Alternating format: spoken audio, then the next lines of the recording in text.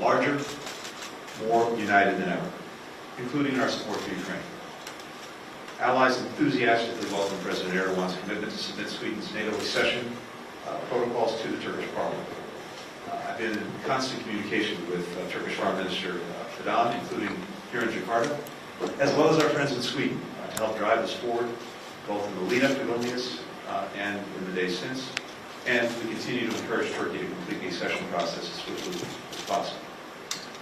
This is my fourth visit to Indonesia as Secretary of State, and I want to begin by thanking President Jokowi and my friend, Foreign Minister Retno, for their incredibly warm hospitality. Indonesia is a vital U.S. partner and a regional and global leader. Earlier today, we had a very productive U.S.-Indonesia strategic dialogue, focused on everything from advancing economic cooperation through the Indo-Pacific Economic Framework, to collaborating on regional issues, to advancing shared priorities on public health, on climate, on cyber and maritime security. As we prepare next year to mark 75 years of diplomatic relations, our strategic partnership with Indonesia is stronger than ever. And I want to thank especially our ambassador here, Ambassador Sung Kim and his team, for their work to strengthen that partnership. Today I joined ministers from ASEAN and the region at the East Asia Summit Ministerial, the U.S.-ASEAN Ministerial Meeting, and the ASEAN Regional Forum, where we discussed deepening cooperation to realize our shared vision of free, open, prosperous, secure, interconnected, and resilient Indo-Pacific. And what does that mean? That means a region where countries are free to choose their own path and their own partners, where problems are dealt with openly, where rules are reached transparently and applied fairly, where goods, where ideas, where people flow lawfully and freely. At the heart of that approach is our comprehensive strategic partnership with ASEAN, ASEAN centrality, and the ASEAN outlook on the Indo-Pacific. We've launched what President Biden calls a new era in U.S.-ASEAN relations, defined by greater scope, greater collaboration, greater ambition. Already, in 2023, we've had high-level engagements on everything from transportation to transnational crime. Next month, the U.S. will join ASEAN ministers for economic, energy, and climate meetings, in addition to convening the inaugural ASEAN-U.S. dialogue on the rights of persons with disabilities. I'm grateful to our ambassador, Johannes Abraham, and his team for elevating our partnership with ASEAN. In today's meetings, we discussed how we can leverage our combined strength through the U.S.-ASEAN partnership to deliver on the issues that matter most to our people. The United States is ASEAN's largest source of foreign direct investment, and over 6,200 American companies operate within ASEAN countries, generating inclusive and broad-based growth that will benefit all our people. Last year, U.S. trade with ASEAN totaled more than $500 billion, and that supported more than 625,000 jobs in the United States. To make that trade faster, cheaper, more dependable, we've invested significantly in the ASEAN single window. That's an automated system for clearing customs across the region. We're partnering to address the climate crisis and to accelerate the clean energy transition. That includes working to launch the U.S.-ASEAN Climate Solutions Hub, which will help ASEAN countries build greater resilience and meet their ambitious emissions reductions targets, and as well our collaboration on renewable battery storage and electricity transmission. This was a subject of some discussion today. We're deepening the bonds between our combined 1 billion people. Earlier today, I had a chance to meet with some of our young Southeast Asian leaders. Since we launched Wasili a decade ago, we provided fellowships and in-person training to more than 6,000 trailblazers who are literally transforming their communities. And we're going to double the size of Wasili in the next 3 years. As we work to advance this affirmative vision, this affirmative agenda for the region, we're responding to challenges to our shared security and prosperity and to the broader international order.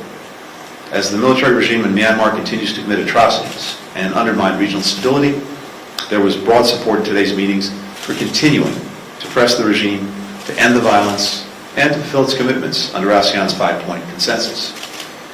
The DPRK's unlawful weapons of mass destruction ballistic missile programs, including its latest ballistic missile launch just this week, also threaten the region and the global non-proliferation regime. We remain committed to the denuclearization of the Korean Peninsula, to countering the DPRK's malicious cyber activities, to addressing its systematic human rights violations. And as we've consistently said, both publicly and to Pyongyang, we are prepared to engage in dialogue without preconditions. Unfortunately, to date, Pyongyang's answer to that proposal has been to launch more missiles. Like many countries in the region, we're concerned by the PRC's increasing assertiveness in the South and East China Seas and in the Taiwan Strait. We remain committed to upholding freedom of navigation and overflight in the South China Sea, a critical throughway for global commerce and connectivity, and we support ASEAN's negotiation of a code of conduct consistent with international law. The United States also seeks to maintain peace and stability in the Taiwan Strait, which is in the interest of all nations.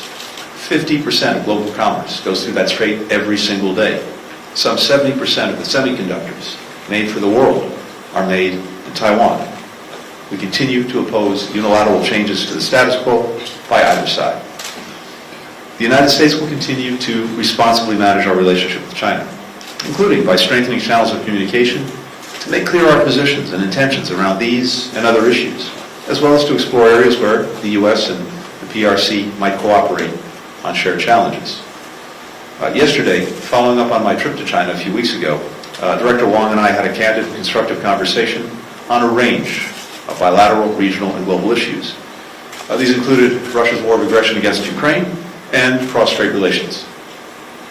Despite very clear areas of disagreement, the United States is also prepared to work with Beijing on challenges that affect people in the United States, the PRC, and around the world.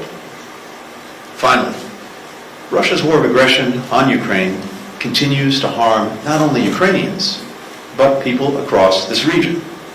It is essential that we extend and expand the Black Sea Grain Initiative, which Russia is threatening to end once again on July 18.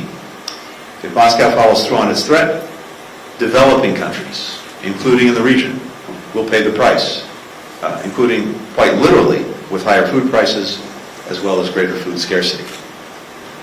As we work to extend the initiative, we also stand ready to support a just and lasting peace to the conflict based on the principles of sovereignty, territorial integrity, and independence.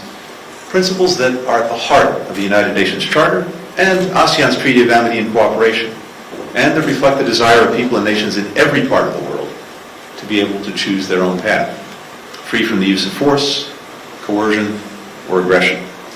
The U.S. and ASEAN will continue to champion these principles together as we tackle shared challenges and realize the promise of this extraordinarily dynamic region.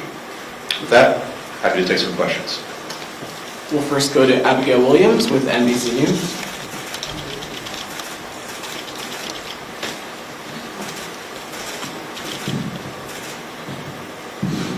Thanks so much, Mr. Secretary. Abby?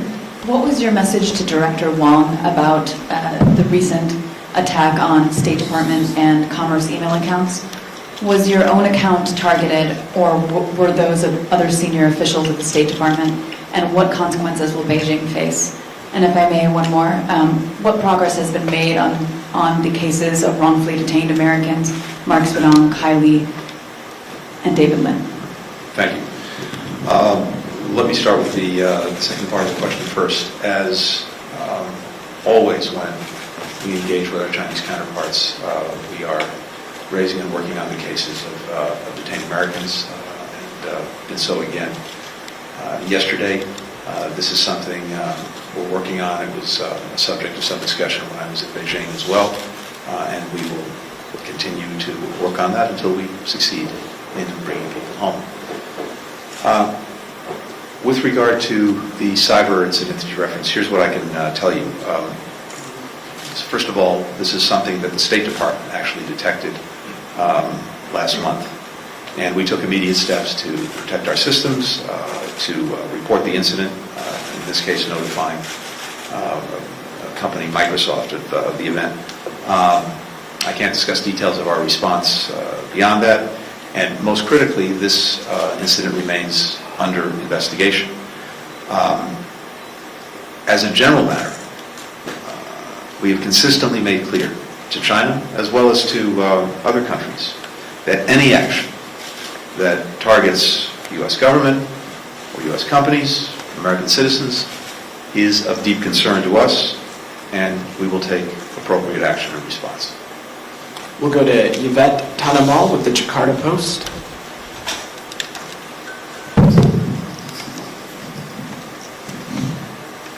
Thank you. My first question for you today would be, what is some of the U.S. practical steps to maintain safety and stability in the region while upkeeping ASEAN centrality? How is the Shanghai negotiations going, and how close is the U.S. to possibly acceding to the treaty? My second question is, what would be your response to the criticism saying that the U.S.'s increased military presence in the Pacific will inevitably provoke what it's trying to deter, which is conflict? Thank you. Great, thank you. First, with regard to the Shanghai Treaty, the United States is deeply committed to rules-based non-proliferation regime, and this is true across the board. We very much appreciate ASEAN's leadership on this issue, and we very much look forward to continuing and, in fact, intensifying our consultations with ASEAN. Our engagement in the region is focused intensely on an affirmative agenda, on working collaboratively with countries in the region, both individually, bilaterally, and through ASEAN, on the issues that are of most concern to the citizens of all the countries in the region and people in the United States. And I mentioned some of them earlier. If you look at the ASEAN agenda, when it comes to tackling the climate crisis, when it comes to advancing renewable energy, when it comes to global health, when it comes to infrastructure, when it comes to education, science and technology, the digital economy. These are all areas where we are deeply engaged with ASEAN, and that's really the focus of what we're doing. At the same time, if you look at the ASEAN outlook and you look at our own strategy, they're extraordinarily coincident in what we're trying to achieve together. And that starts with a shared vision for the region, one that is free, open, secure, prosperous, connected, and resilient. And part of that, in order to achieve that vision, is making sure, among other things, that we continue to have freedom of commerce, freedom of navigation, freedom of overflight, that we have a rules-based order, and every country plays by the same rules that are established together transparently. One foundational aspect of that rules-based order for the region is the UNCLOS, the law of the sea. And we're committed to working with countries around the region to uphold it. But I think it's very instructive that what we see, and certainly a big part of the conversation today, is a determination of all of the countries in the region, independent of the United States, to make sure that the law of the sea, and more broadly, freedom of navigation, freedom of commerce, freedom of overflight, are all upheld on the basis of international law. So we'll continue to collaborate there as well. That really is a big part of the basis of ensuring that we have a region that is genuinely free, open, prosperous, secure, connected, and resilient. We'll next go to Sean Tandon with the AFP.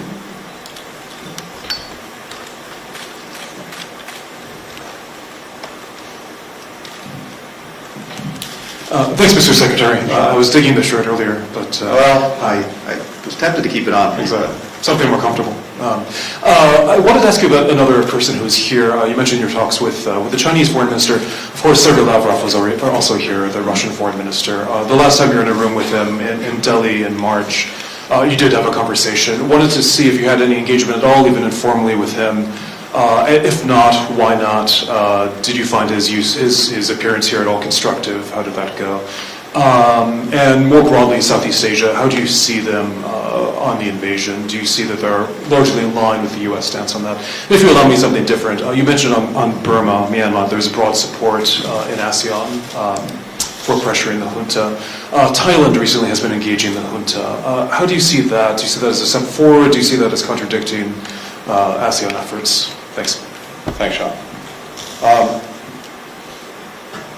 So Look, I don't think it's appropriate for me to speak for the members of ASEAN. I'll let them speak for themselves.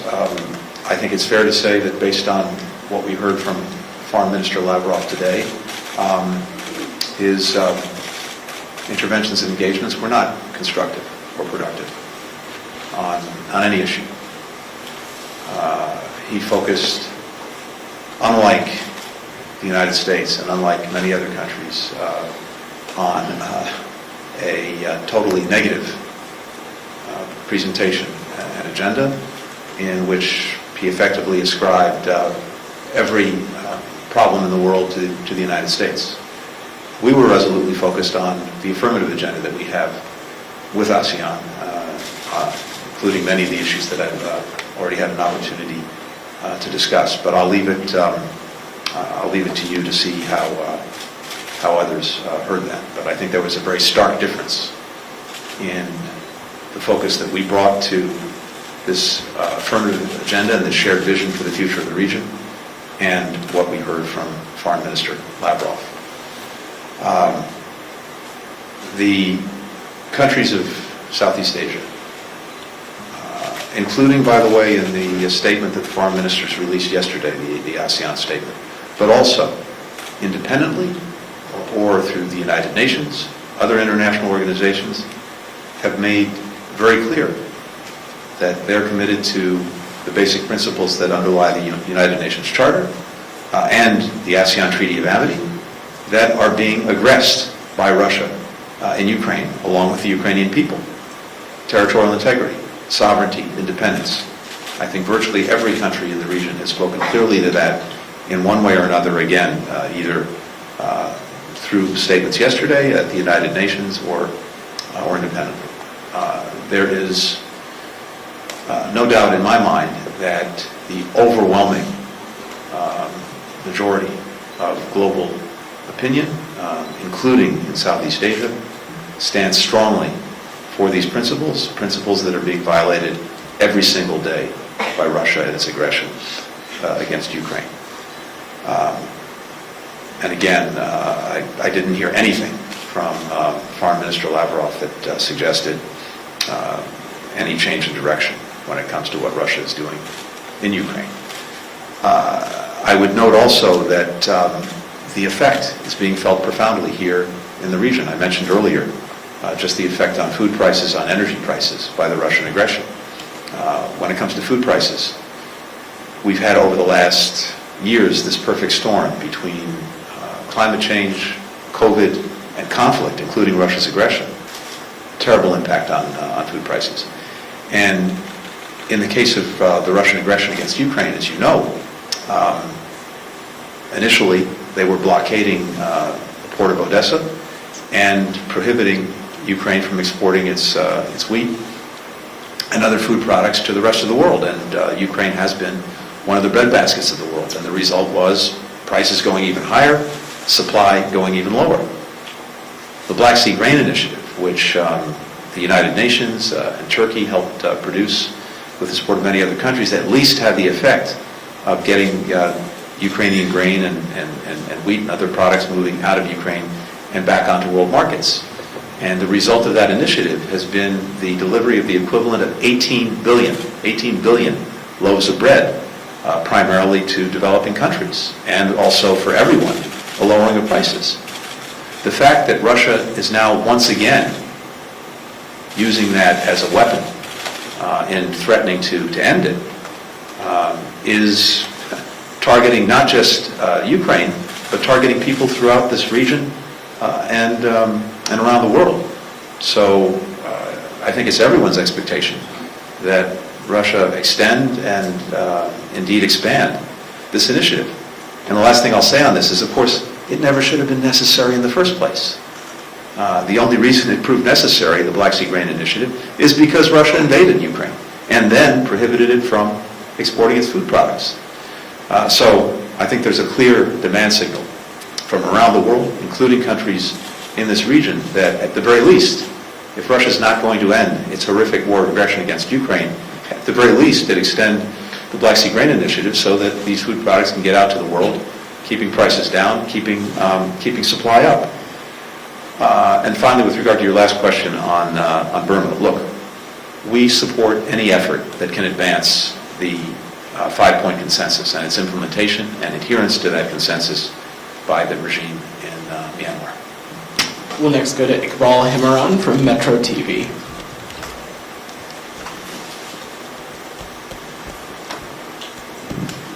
Thank you, Mr. Secretary. It might be the follow-up questions from the previous question is about the Russian war in Ukraine. But President Biden emphasized in the NATO summit in Vilnius that Ukraine cannot enter the alliance when the war has not ends. The Russian war in Ukraine has not ends, and it seems like the war has not ends. It's still far from ends. So what will the U.S. next step toward this situation? Will there be any concrete measures that U.S. take? Well, I think you saw just this week in Vilnius, dozens of countries take very concrete measures in continuing support of Ukraine as it tries to defend its territory, as it tries to retake land that was seized from it by Russia, as it works to protect its people, its freedom, and its future. You saw that in the very robust package of support that all of the NATO countries provided to Ukraine, both politically and practically, including measures that will extend over many years to strengthen Ukraine's defense institutions, to help pursue the process of reforming them, to make them more interoperable with NATO. You saw that as well in something that was announced by the G7 countries with some other partners, a commitment to Ukraine's security, and to now negotiating on a bilateral basis with these countries and Ukraine security programs, security assurances that will strengthen for years to come Ukraine's ability to defend itself and to deter aggression. And that's important for a number of reasons, but one of the reasons it's important is that it may be the best way to disabuse Vladimir Putin of the idea that he can somehow outlast Ukraine and outlast the dozens of countries that are supporting Ukraine in defense of its freedom and its future. And that's the quickest way, probably, to bring this war to an end, because as long as Putin believes he can just continue this indefinitely, despite the horrific costs that he incurred on Russia itself, the damage that he's done to his own country is extraordinary across the board. It is militarily, economically, much weaker than it was. Its standing in the world has plummeted. 1 million Russians have left the country. So many have been killed on the battlefield in a meat grinder of Putin's own making. Europe has moved away from energy dependence on Russia. In so many ways, this has been a profound strategic setback for Russia. And again, this is all of Putin's making. But as long as he continues to believe that somehow he will prevail, he's likely to continue. He needs to be disabused of that notion. These long-term commitments to Ukraine's security, but also to its economic well-being, as well as humanitarian assistance, are probably the best way to do that. But fundamentally, as President Biden said yesterday, Putin has already lost in terms of what he was trying to achieve in Ukraine. Remember, this was about, for Putin, erasing Ukraine from the map, ending its independence, subsuming it into Russia. That's failed and cannot succeed. The question now is exactly where and how this ends. Fundamentally, these decisions need to be up to Ukraine because it's about its future, it's about its people, it's about its land, its freedom. No one wants the war to end sooner than the Ukrainian people themselves. They're on the receiving end of this horrific violence day in, day out. And we strongly support any country that can find a way forward toward a just and durable solution, one that is consistent with the UN Charter, territorial integrity, independence, and sovereignty. But thus far, as I said earlier, we haven't seen any signs from Russia that it's actually willing to engage in meaningful diplomacy and end the war that it started. Thanks, everybody. Thank you. Thank you.